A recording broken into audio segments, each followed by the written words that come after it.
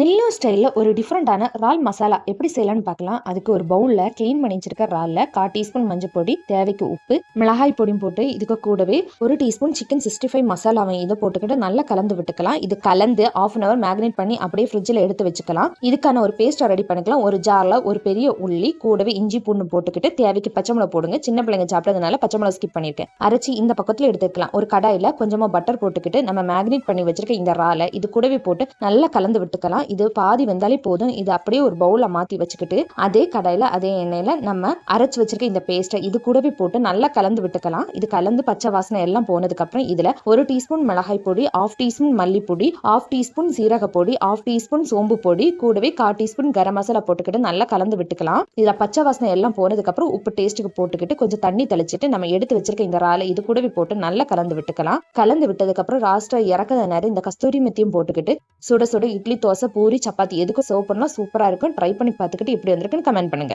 அப்படியே நம்ம channel like and subscribe பண்ணுங்க.